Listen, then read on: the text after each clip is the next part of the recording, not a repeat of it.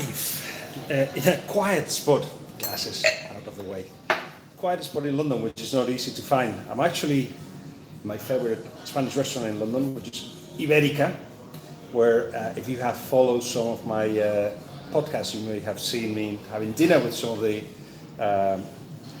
some important people, football-wise. Anyway, I thought this would be a good opportunity to have some ham and wine, which I will do after this, but also to tell you a little bit about what I'm hearing in terms of the Arsenal search for a manager, and also a big story about Neymar and Real Madrid.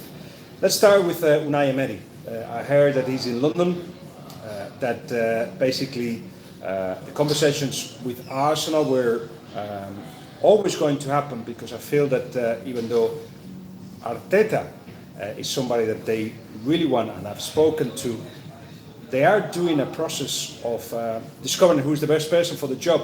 That involves conversations at this level. Now, straight away, I've seen the reaction of some of you, both about Arteta and Unai Emery, and I would like to add some more meat to the bone in terms of what they can provide, and their doubts perhaps in terms of why to get the job or not to get the job. You say, for instance, Mujib Ahmed is saying that Emery better than Arteta. They both had their very good points. In the case of Arteta, we've discussed it, Jimmy Young is saying rather Arteta than Emery. Basically, we've discussed Arteta. Arsenal had thought, why not? They want him. The thing has been for Arteta to find out exactly what the conditions are. That is to say, who is in charge of taking decisions, because if the net spending is actually £50 million, which seems to be, it's not the same if the total spending is 100 million, and then you buy for 100 and sell for 50, than if it's 400 million. What I mean by that is some of the money obviously will be raised by selling players.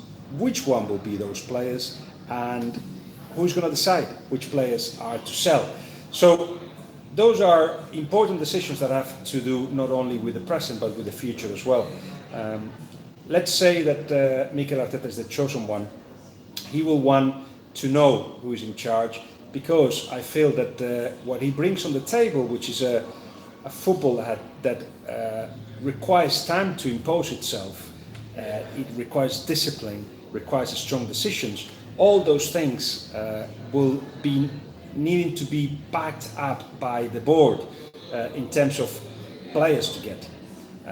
What I mean by that is, if Arteta is in charge, he will need specialists, players that can understand the positional game, that can do a job for him, not just how can I put it, players with quality, but players that can also do a job. He likes a lot what Pep Guardiola is doing with City, and he will do a lot of things that are close to that. And what happens at Arsenal right now is that a lot of players that are undefined in terms of the roles.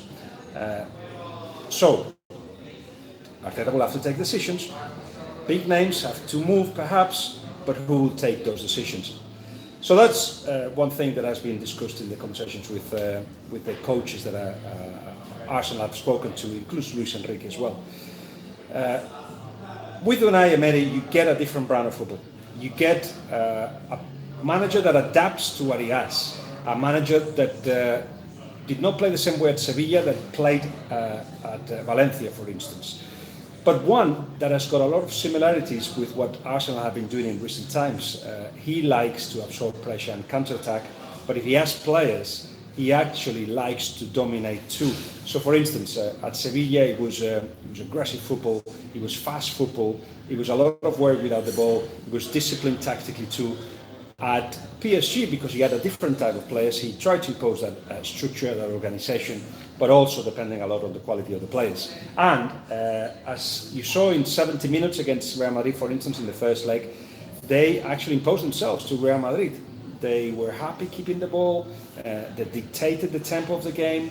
It's just that when Real Madrid brought in, this is in the first leg against PSG, Lucas Vázquez and Marco Asensio, Real Madrid scored 2 goals and took the tie basically on that first game. Now, Unai is free, of course, and will be more than happy to actually come to the Premier League, I'm sure. In the past, he was offered the job by Swansea, and West Brom.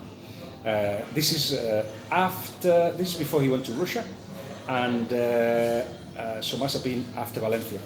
And he didn't accept it because he already had agreed terms in Russia, but also he thought that if he was going to come to the Premier League, he would have to be with a stronger side. So that's where we stand in terms of the managers. I'm hearing a lot of complaints as well about Lewandowski. Yeah, I'll talk about Lewandowski in a minute. Good idea. Thank you for reminding me. Unai Emery tactically inept? See, I don't think so. Actually, he's quite the opposite. He's somebody who dedicates a lot of time to organize his teams, who knows what the rival can produce and how to work them out. But it'd be interesting to find out and hear from him, and I would like to do that at some point, what he feels that happened with PSG in the Champions League. I can give you an advance of his thoughts. Number one, it was Barcelona that created a magical night, that 6-1 night, and Real Madrid, who don't need to play well to actually score goals and go to the next round, plus referee decisions. You know that in knockout competitions, referee decisions are very, very important. And I think both at the top level at PSG and also coaching level, there were a lot of complaints of the weight of PSG in the eyes of the referees, as in it was easier to referee against PSG than not. This is sometimes what the managers come out with to explain what has happened, but at the same time, a decision by a referee can take, a huge, can take the dynamic of the game in a huge turn. Emery does speak English, Steve. He has improved his English. He needs to improve it, though. That's very, very true. But should we go into Neymar or Lewandowski first? So Lewandowski changed his agents quite clearly because he wanted to move out of Bayern Munich, and he felt that with Kucharski, who was the agent, that decided to make him the new David Beckham of Poland, and succeeded in taking him from Borussia Dortmund to Bayern Munich and making one of the top stars in the world.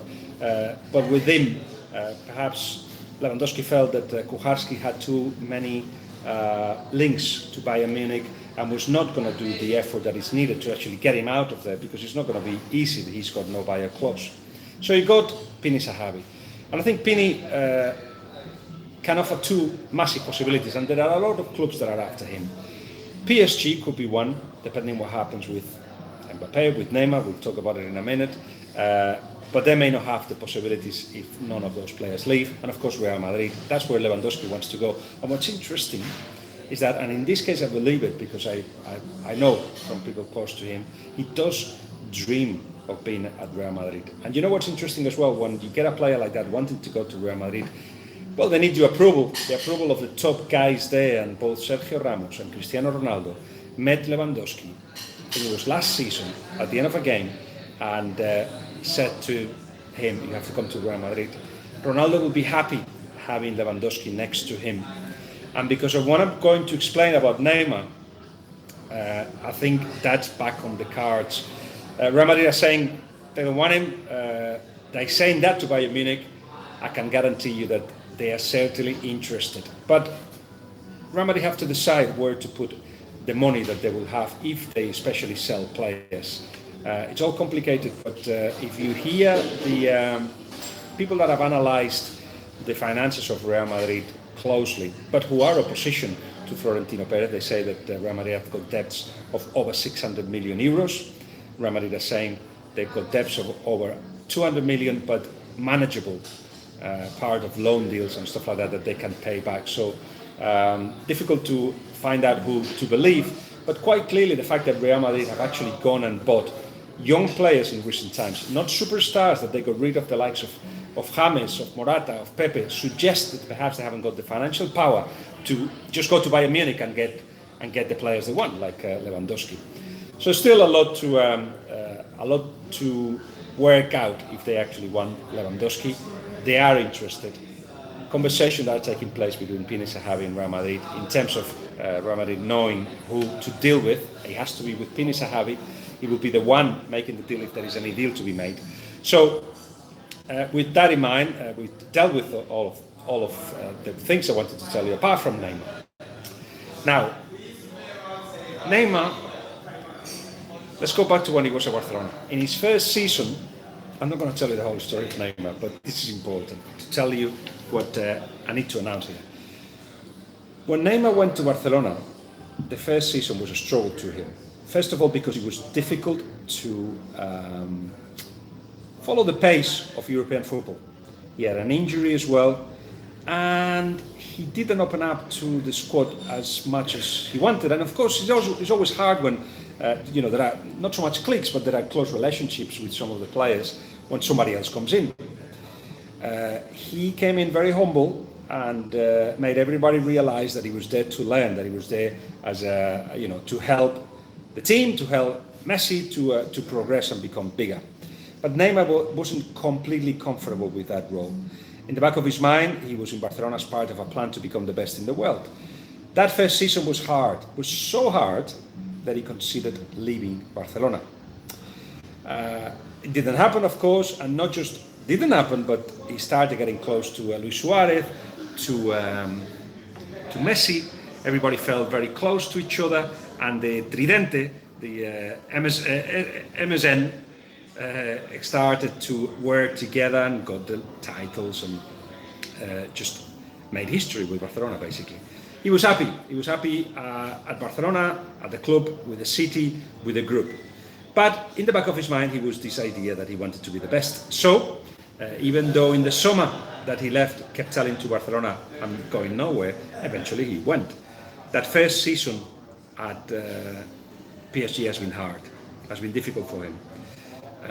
Even though he's now 27, not a young man, he's still got in the back of his mind that everything has to work and everything has to be smooth sailing, so for him to enjoy, and it hasn't happened. Yes, he has had injuries at the end of this season, but also he feels that the referees are not protecting him in France. He's not happy with the fact that some of the fans are complaining that he goes to Brazil too often, that he's a mercenary. Not happy with that. Not completely adapted to Paris and to the group. He feels he hasn't got so many friends at PSG. A lot of things that have been accumulating during this very difficult season. About 4 months into the season, Neymar spoke to Unai Emery and opened up finally. They had one or two conversations before, but they didn't click fully. Neymar didn't open completely. And it's part of him being a shy person and guarded, of course, as well, when a new manager comes in. Unai Emery was saying to him, look, I tell you what, I'll help you be the best.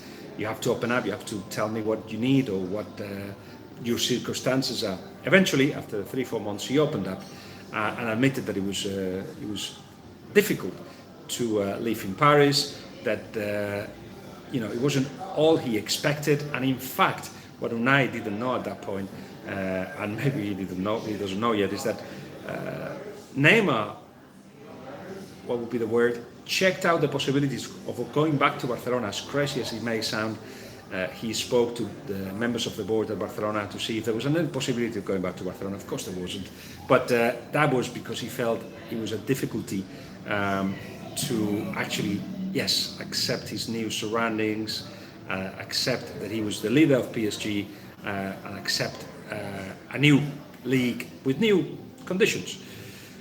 So that went on, and a lot of stories started coming out in the press about him wanting to leave and wanted to go to Real Madrid. Now, Real Madrid have not really pushed actively the idea of moving for Neymar. They've had an open mind about it. They've been hearing all the moves that his entourage have been making.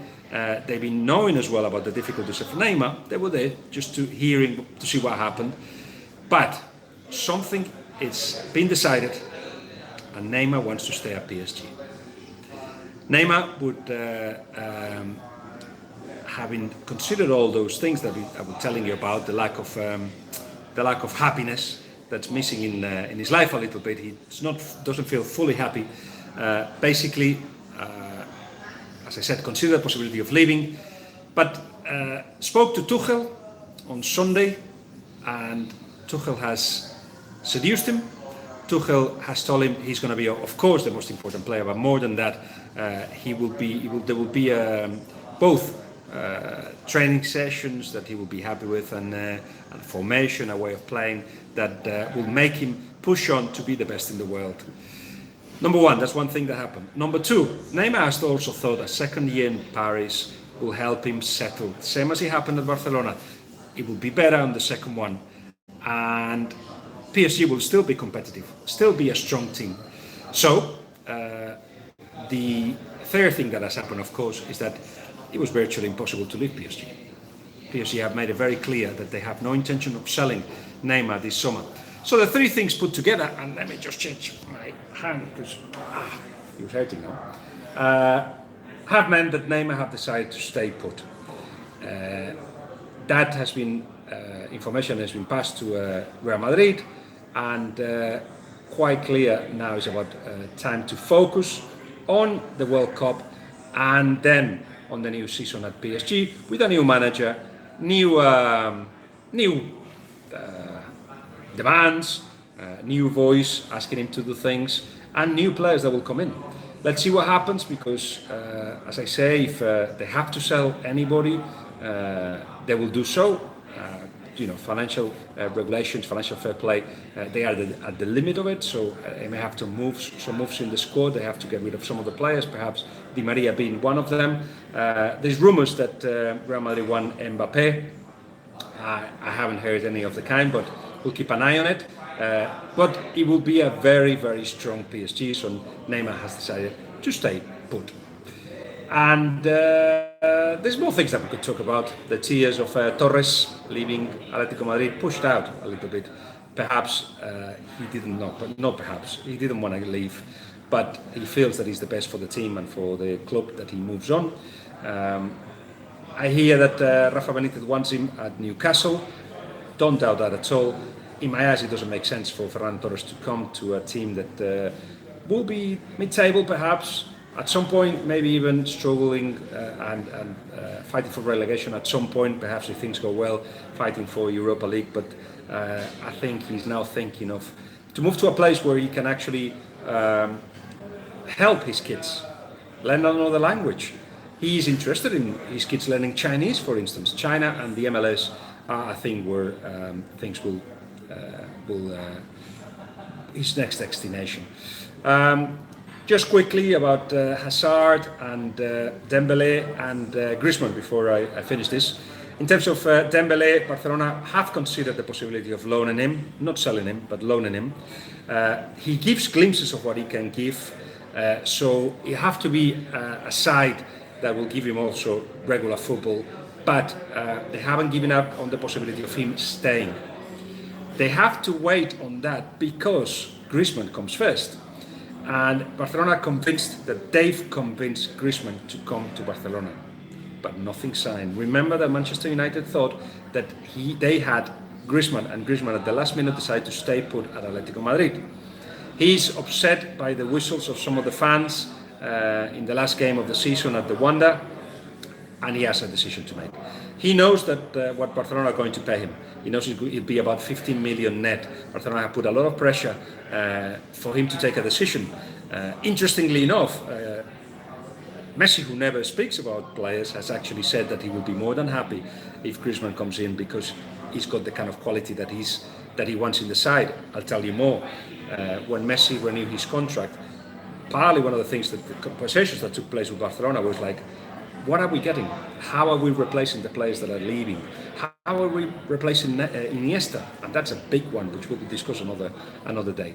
And in terms of Hazard, Real Madrid are waiting. to see what happens in the Champions League and in the World Cup, because they want to renew the quarry of Galacticos, if you like. As I've been saying all along, Bale doesn't want to leave. He's been told by Real Madrid, we won't get rid of him.